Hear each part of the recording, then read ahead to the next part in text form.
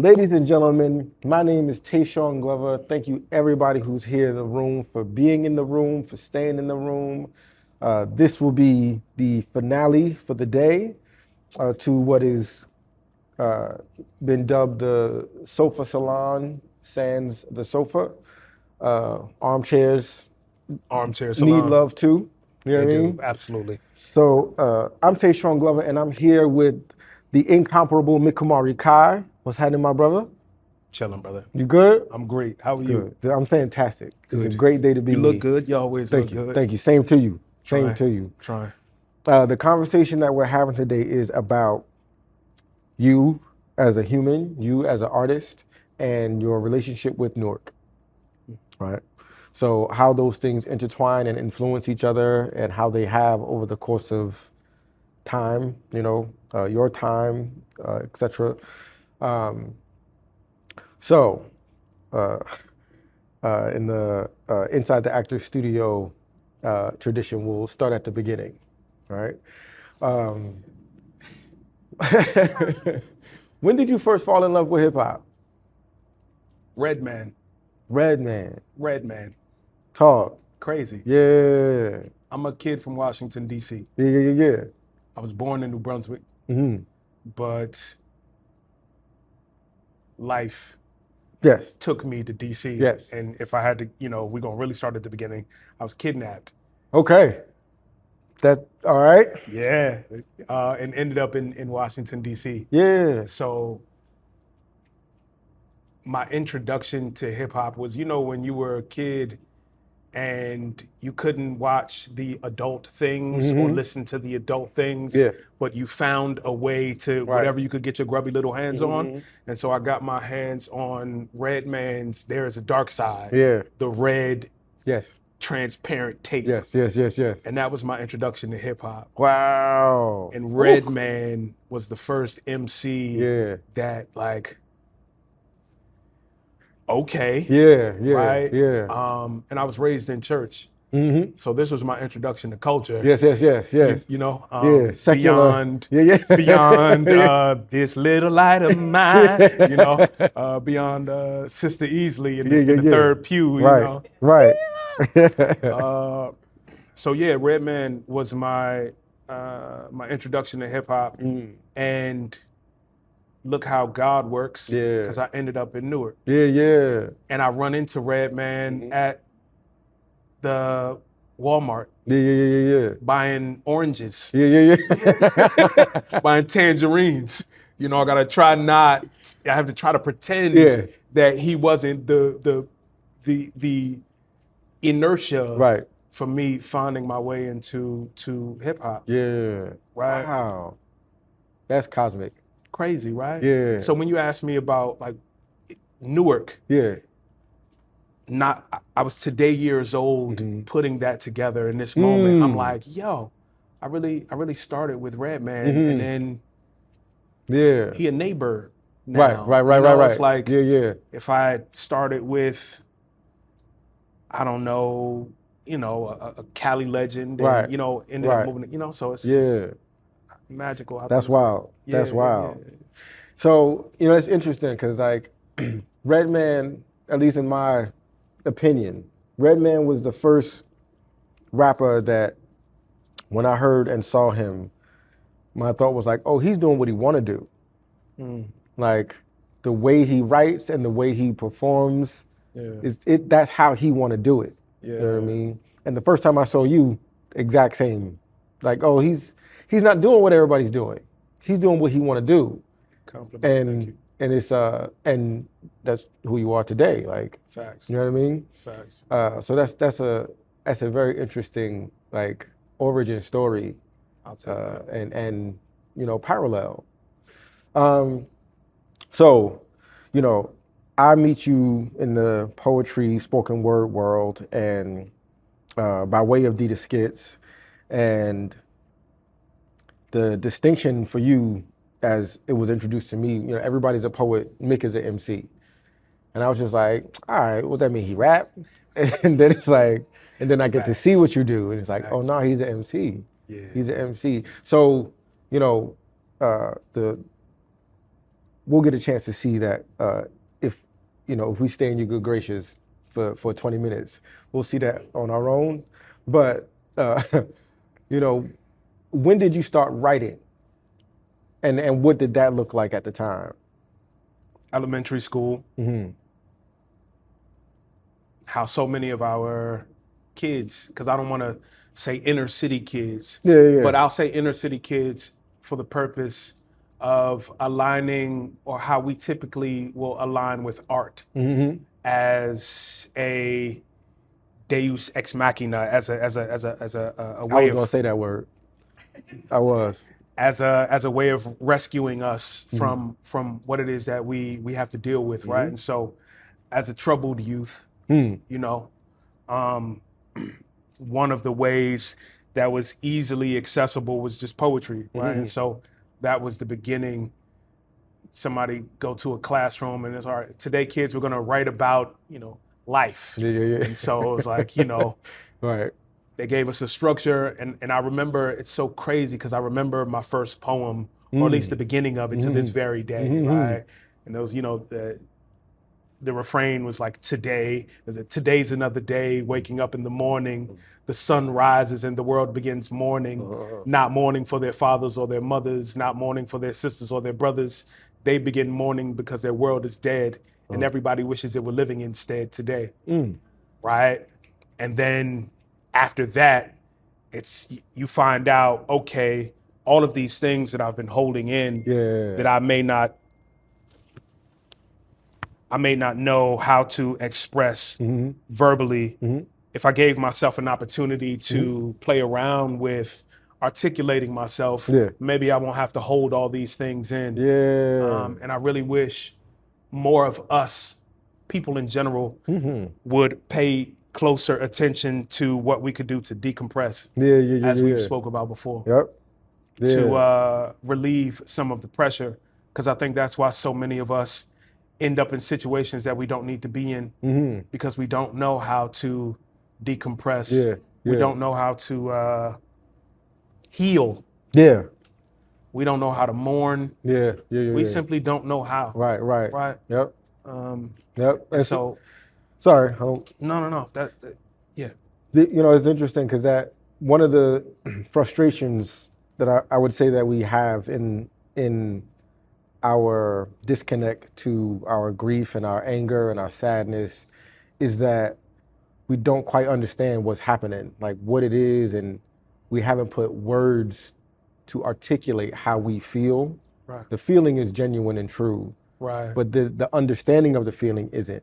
You know what I mean? And then writing allows us to articulate it and then better understand it for ourselves. It's also like one of the reasons why we love songwriting the way we do, because somebody articulated a thing 100% that I live 100%, and I don't know them, they don't know me. You know what I mean? And it wasn't just heartbreak.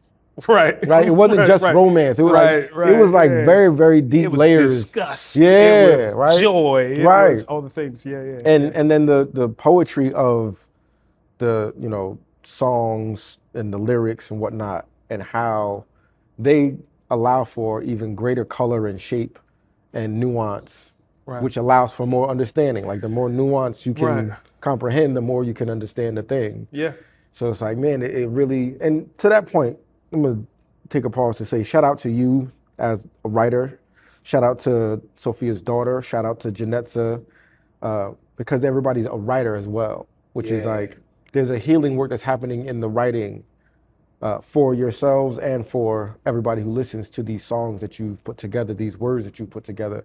So thank you all for that. I have to become familiar with Sophia's daughter, so thank you for the introduction. For sure. Janetza, who I don't know her like personally, but I have sat in a room and had my energy shifted by her, right? Which is what I'm sure if she sat on your couch or in your armchair, I'm sure Sophia's daughter does the same thing. Truly. But I've actually had the joy of being in a room unaware of what Janetza could do until she started to, and I was like, Yeah. You know what I'm saying? Word. All your tough guy guard the window. Indeed. Turn into a cartoon character. Yes, indeed. So yeah, Yeah. man. So, all right, Redman is the introduction. Yeah. What other writers, poets, MCs, rappers have had influence on you? Black Thought. Black Thought. Easy. Yeah. Black Thought. Yeah. Black Thought. Black Thought. What about Black Thought though? He's black. Yes. And he has a lot of thoughts. A lot of thought. And the way he articulates those thoughts, it is always a new favorite dish. Mm-hmm. Yeah. You know? Yeah. And it's consistent. Yeah. You know, when you think about your favorite restaurant, right? Even if, hopefully it's not, but even if it is McDonald's, right? You want those hash browns to be cooked to perfection every time. Exactly. Right? But what if they introduced a new garlic Parmesan crusted hash brown? Yes. And you like, well, I've never had this combination before, but I'm gonna try it. And then you try it and your socks are wet. Yes.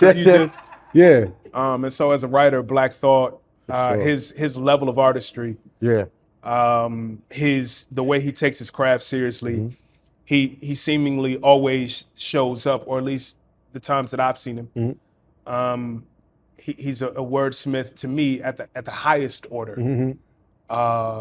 If we want to talk about me respecting my craft as a painter with words, to me he is we can talk Shakespeare, right? We can talk Marlowe, but then I'm going to talk Black Thought, Redman, because what he does with authenticity, which is why I think Redman is second to none. Which I think nowadays people are beginning to appreciate more when it comes to authenticity. At first, it was about politics and respectability politics, but sometimes you're not feeling fucking respectable. You know? That's man, those are two powerful pillars to be rooted from. You know what I'm saying? Right. So you've spent time in Newark. First of all, I don't know why, because I didn't come through this, but I have such a profound respect for the Justice League that is Verbal Mayhem, and the writers that have come through there and out of there, including yourself, of course. And but when you got to Newark, who were the artists that you rubbed shoulders with, rocked with, got influenced by, influenced? So the first one was Devod Sanders, AKA at the time D the Schizophrenic. His passion and his art were both incredible. Someone from Newark, right? And then I had the opportunity to meet Gemini the Poet, Flow Mentals. And though they are not Newark folk like Big Mike, and lastly, but certainly not the least, Starsky, the poet, right? And so, being the young boy on the scene and knowing these are the gentlemen, and I say that very, these are the gentlemen that laid the groundwork so people would even care to hear poetry. It was like, all right, cool. Now I got work to do because I want to be as cool and as effective behind a microphone as them. And, my young ego was like, I could do it. Right. And then in real life, in real time, things like that happen. And that's, the back piece? The young man with the ego who messes things up. He trying to be cool. Or just flip it back. Yeah, I got you. Yeah. See how, but see, that's why I mentioned you, because to this day, you still looking out for your young brother when he goes off the rails. But those are the gentlemen that really, showed me both on and off the microphone what I could be and what I shouldn't be. Yeah. I dig it. Word. Word. Yeah. There's everybody has a heyday. You know what I mean? For sure. And heydays come back around again. For there sure. was the 2016 heyday, and there was also the 2006 heyday, and there was the 2001 heyday, and and the people who populated the space at those times, they were all magical times. Absolutely. You know what I mean? And absolutely. And it's not common. You go 2 towns over, there is no heyday to speak of. You know what I'm saying? We're very, very fortunate to be here, where we have such richness in people and in stories and in cultures and in art and expression. And we have such a beautiful history here in resistance and in collaboration. Yeah. You know what I mean? We saw people get down for each other and against each other, and the mighty wins. Yeah. You know what I mean? And it's okay, well, if you want to win, get your mighty right. You know what I mean? Because it's going to take a lot of mighty. Right there, my brother. It's going a new coffee mug. I might have stole that from Starsky. Good job. That guy tends to do that from time to time. But there is that lesson to be learned, especially to your point. If you consider yourself someone who wants to enter the arena, it's don't think that just because you're in the arena you get to win. You know what I mean? Yeah. You get to be here. Right. There isn't exclusion. Yeah. You can sign up on that open mic list if you like. If you like. You know what I mean? But do right by it, because the feedback will be honest. Yeah. You know what I mean? Yeah. And it might be a little too honest for you if you're not prepared. If you just stumbled across Flow Mentals on a bad night, he'll make sure you remember. Facts. You know what I mean? Yeah. So, but please. Speaking to that, I think something that is wildly important is accountability. Truly. On stage and off stage. Yeah. And I'm here for that. And my prayer is that I can be a humble servant of that accountability myself. Yeah. Right? Yeah. It's we talk about the arts with such gravitas, with such honor and respect. And it's because if you have been touched by the arts, if you have been healed by the arts, or if as an artist you have been a vessel for the art, then you realize that it is so far beyond talent. 100%. It's so far beyond having a way with words or having a gift. There's, it's great if you have it. If you have a gift, wonderful, whatever that gift might be, but there's more going on here than that. You know what I mean? And you have to be respectful of that, because it is actually healing people. Yeah. And it heals in perpetuity. Yeah. You know what I mean? You can pull up that song from 30 years ago. You can pull up a song from 30 years before you were born. Yeah. And it heals you. You know what I mean? It's the difference if we, get religious or biblical, right?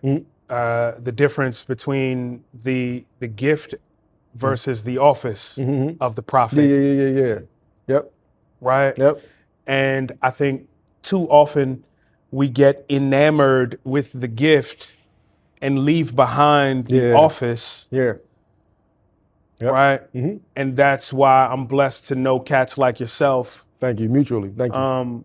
Because I have had an opportunity to witness the prophets in office who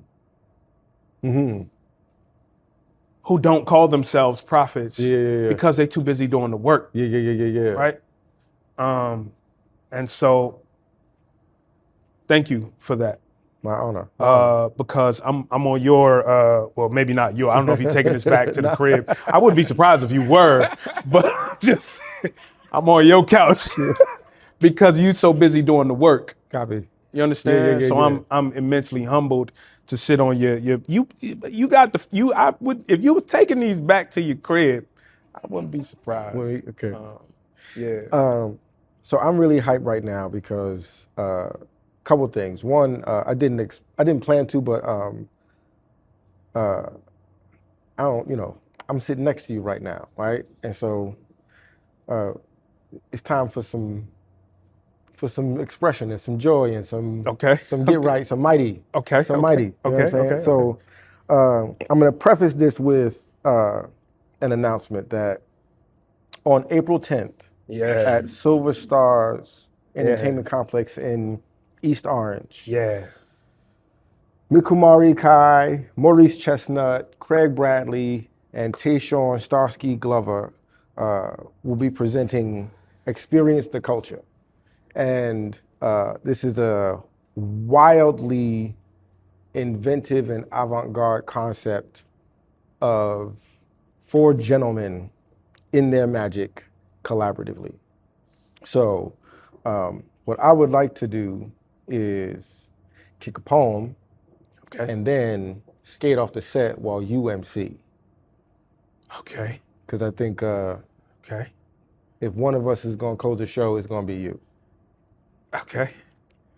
So, and I love this because it's like, this is how I would like to, if I could just have my way, like this is exactly what the show would be like, right? Just commiserating, Who gave you permission to play small? Who taught you to operate in fear? Who did you license your brilliance away to, and at what price? Do you even know? They would have you believe that all you have to offer could be listed on a resume, single space and justified. Convince you that you should be happy for the opportunity to help them build their dreams, so you had better come correct in your dress. Speak well, especially for you. They'll tell you that yours is a life best lived in aspiration, chasing validation and smiles of approval, allowing moral victories to pacify you while you struggle to feed your babies. Don't you let their lullabies soothe you. Be dangerous, unpredictable. Be set afire and leave this world in embers dancing to your memory. What if the sun were afraid of heights? Or the rain was afraid to fall? And tell me, please, what horizon would there be if the sky were too shy to come down and meet the sea? See, in the closing moments of this theater, when all the plot twists are behind us, let our legacy be that we were fully alive. When the music plays, dance. When the sun is shining, dance. When the rain dares to keep us indoors, fuck, sweat, cry, shed this dead skin, slither into newness, be as free as the moment you were born. How dare we be anything less than what we are? In life, there are no dress rehearsals. This is it. Ladies and gentlemen, please, round of applause for Mikumari Caiyhe.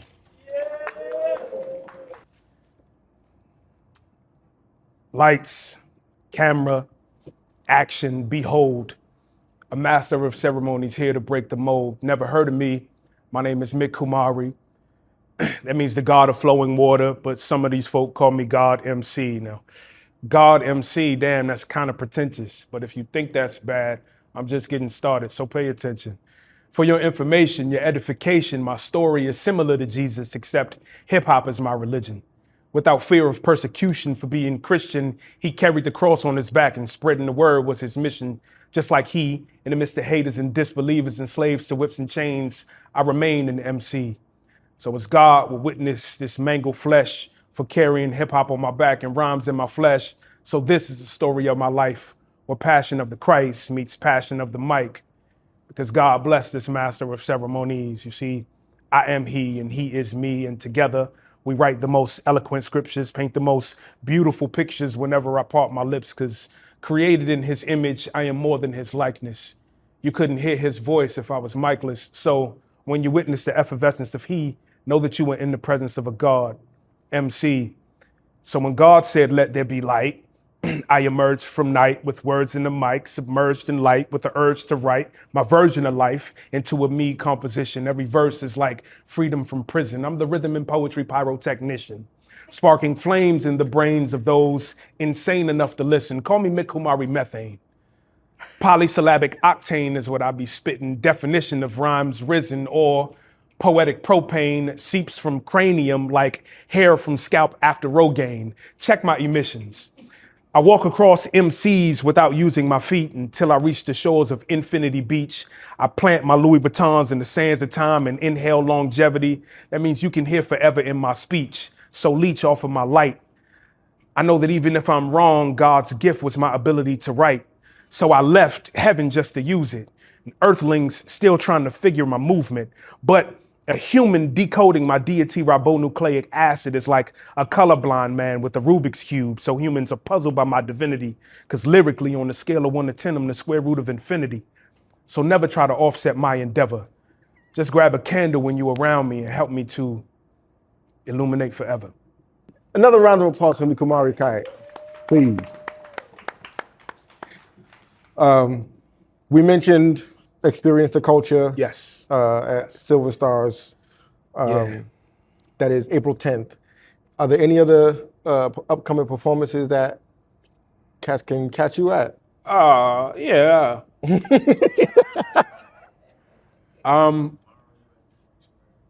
Tomorrow I'm at the Sanctuary in New York City. April 4th. I love you, Craig. Craig Bradley is the future of poetry. Fact. Yeah. Otherwise, Mikumari Caiyhe on Instagram. Yes, Mikumari Caiyhe on Instagram. April 10th is at the Hub. I'm doing a show with my brother DeWitt Fleming about Seneca Village. Now, I'm not sure if you all know what Seneca Village is really quickly, but there was Rosewood, there were Tulsa. Seneca Village was also a story that gets swept under the rug. Seneca Village existed in Central Park. We were there, and we had an encampment, and we were chilling before eminent domain removed us. And so we wrote an artistic reimagining of the events that took place in Seneca Village, and we'll be doing that show in Central Park, where Seneca Village was, on June 19th. And last but not least, I am a poet as well as an eyewear designer. I have to get better about that. So Warby Parker isn't the only one who's doing it. So tap in with me. And I'll take care of you. So I want to do something to close us out because I think it's appropriate. Yes, sir. You mentioned the future is the future is nigh. The future is with us. The future is here, is with us. Right? Unfortunately, we don't have time for another conversation, but we'll squeeze time for another performance. If we could be gifted and graced by none other than Craig Bradley. So let's applaud and just peer pressure him to come up with pressure. spit. The more applause, the more peer pressure. Today I've come to the realization that I am black. The type of black you can't avoid, I'm black. Like a void or a black hole that sucks you in during its darkest hours. I'm darker than midnight at 12:01. I'm black like coffee with no cream. I'm black with no need for sunscreen. I'm black like ain't no sunshine. Black like burnt ends. I'm blacker than the bed for the Indian. Black like I came out the womb with nappy hair. Black like I like the back of the bus because it's cooler back there. Black like Sunday school. Black like take your time.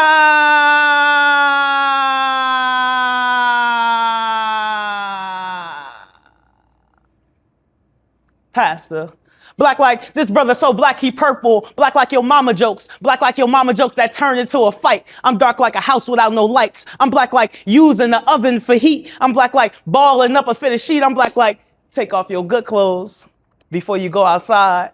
Black like be home before the street lights. Black like the only thing blacker than me is the color black. And the only thing blacker than that is God. And that's the type of black you can't see. I'm the type of black that represents God. And the first thing you'll see as you blink to heaven. I'm black like the only reason you knew light existed. I'm black like I defy the color. I'm black like the ones they call brother. I'm black like God. Black like Allah. Black like Timbuktu. Black like wig glue. Black like in living color. Black like all the colors combined. I'm black like the pupil of your eye. I'm black like God. Black like God. Black like in the beginning black. Black like God. Black like God. Black like in the beginning black. Black like in the end. Black like in the womb. Black like in the tomb. Black like God. Thank you. You know what I mean? I just want to take a moment to thank the room for your presence on everybody's behalf here. It is not lost on us that you chose to spend your time here. You could be doing anything, anywhere, with anybody, and we got to be together here now. I also want to thank Anthony and Devin and Nick and Express Newark, Sharon Portrait Studios. We're happy to be here at the Robeson Gallery. Fantastic space that was opened up to us for the very purpose of community, art, and us. And so with that, I bid you all a great afternoon, great evening, and I hope you have a nice life.